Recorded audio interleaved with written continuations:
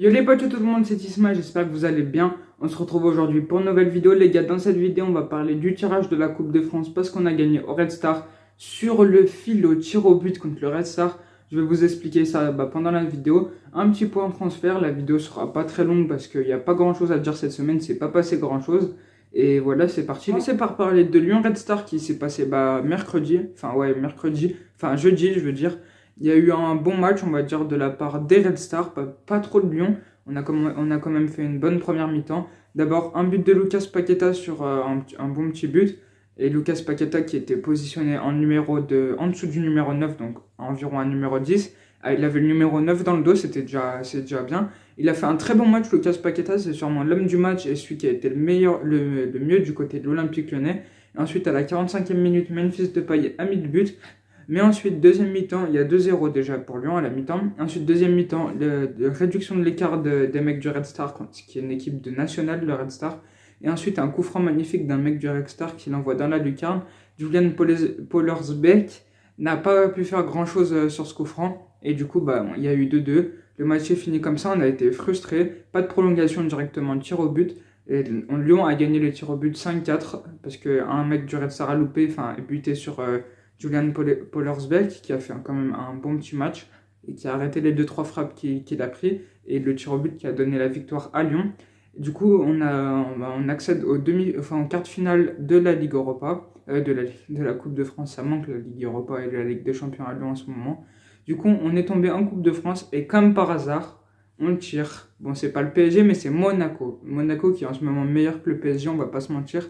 Si on tombe sur Monaco, on est tombé sur Monaco, s'ils ont la forme qu'ils ont aujourd'hui, ça va être la merde. On va se faire fumer, on va se faire manger.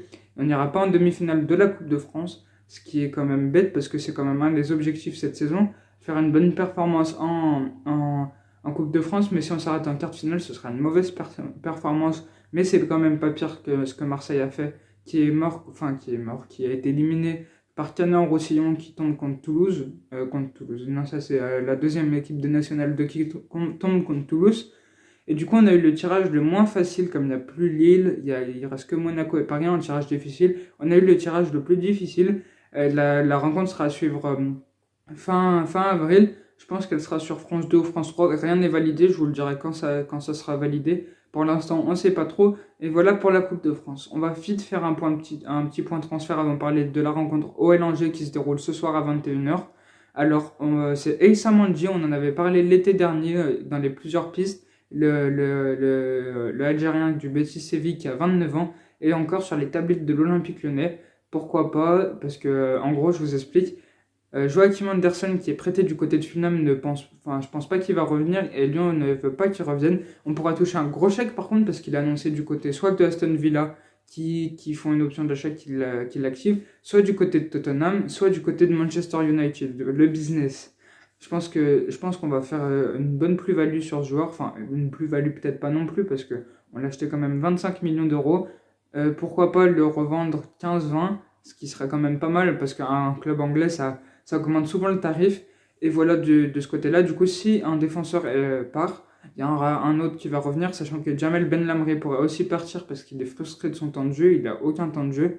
Il joue presque jamais. Il a joué en Coupe de France. Il a été que 3-4 fois sur le terrain avec Lyon.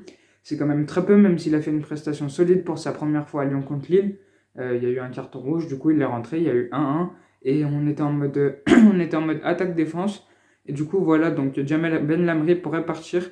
Et du coup, s'il y a deux défenseurs qui partent, autant qu'il y en a un qui arrive. Et Aïssa Mandji, qui fait une très bonne saison, l'un des peut-être meilleurs défenseurs centraux de Liga en ce moment, pourra peut-être aller à l'Olympique Lyonnais. Et voilà pour le point de transfert. Maintenant, on va parler de OL Angers. Il n'y a qu'un petit truc à dire. Déjà, il y a des absents. Il y a surtout Oussem Aouar et Tino Kadewere. Oussem Aouar, les adducteurs, Tino Kadewere, les ischios, qui ne sera pas là pendant 3 semaines. Et du coup, Rudy Garcia veut tenter un pari. Non, il va pas changer son 4-3-3, ça aurait été trop beau, ce serait un rêve. Non, il va juste décaler Memphis Depay sur un côté gauche peut-être et mettre Islam Slimani en pointe. Et du coup, voilà pour ça. J'espère que vous avez kiffé la vidéo. Mercredi, on verra si ça a été fait pour l'analyse du match OL Lens. J'espère que vous avez kiffé la vidéo, les gars. Si c'est le cas, n'hésitez pas à liker, à commenter et à vous abonner. Ciao, ciao.